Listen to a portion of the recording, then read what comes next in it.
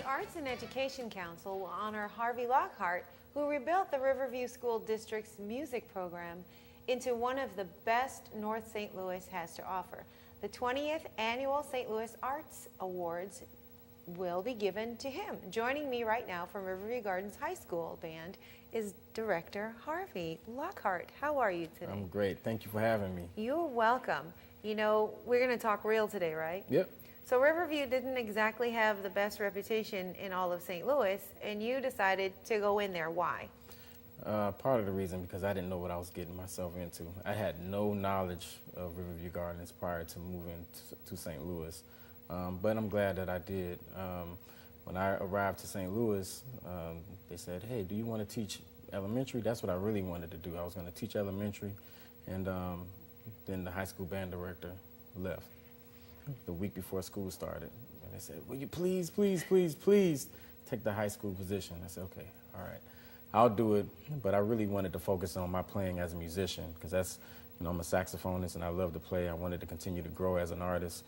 But I said, okay, I'll just go ahead and take the high school position and I'll just build a program. So tell me what you found when you went there. Well, I saw a lot of instrument lockers, but they had a door on them. You couldn't see what was in them. So I went up to one. There's about 80 lockers. I went up to one, I opened it. There was nothing in there. Then I opened another one. Nothing in there. I opened quite a few. There was nothing in there. I said, where are all of the instruments? But you're the music teacher. Yeah, but there were no instruments. Only thing that I saw there was a marching band, drumline equipment, and it only accommodated about 10 musicians. What did you do, Harvey? Well, we went about 6 months. When school started, we went 6 months with no instruments. I taught music appreciation, had 4 music appreciation classes, and we were begging our superintendent to give us some funds or purchase some instruments for us.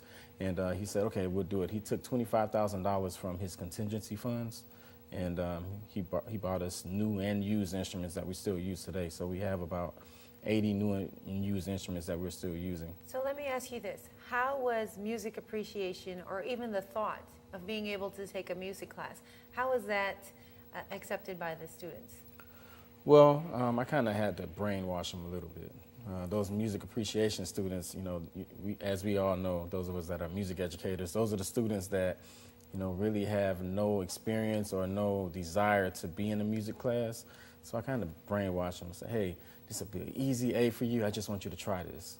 So I changed my music appreciation. I turned it into a band class, a beginner band class, but I didn't know that I was going to lose those students at the end of the first semester. So I had to kind of restart. So that's been kind of my story a little bit. And you mentioned band, because what you've done over there with the band, coming from opening a bunch of lockers with no instruments to putting together one of the best musical ensembles in the St. Louis area, tell me what you did.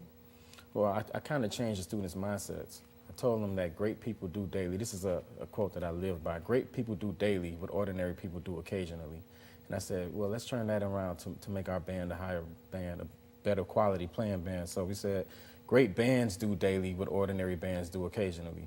So we practice hard, we're paying attention to details, and we know that there's a time and a place for everything. I let them play around, joke around. You can call me, you know, every short joke you can think of outside of class, but during class, it's sacred. And, you know, I don't budge about that. So they know that about me. They know I get real crazy around performance time. But, you know, that's why we are, you know, really moving in the right direction. Everybody that hears my students know that they have solid fundamentals. They know what they're doing. They know how to read music. They compose music. They can play any style of music. And I'm very appreciative of that. Well, you know, Harvey, you've done such a tremendous job there that it's what you've done has made such a difference, and you're being recognized for that. We have to take a quick break. Sure. But when we come back from this break, we're going to be joined by someone from the Arts Council, and we're going to talk about why you're receiving this award and a little bit more about it and what you've done to make such a huge difference in the lives of these kids and in the Riverview School District. We'll have more with Harvey Lockhart after this. Stay with us.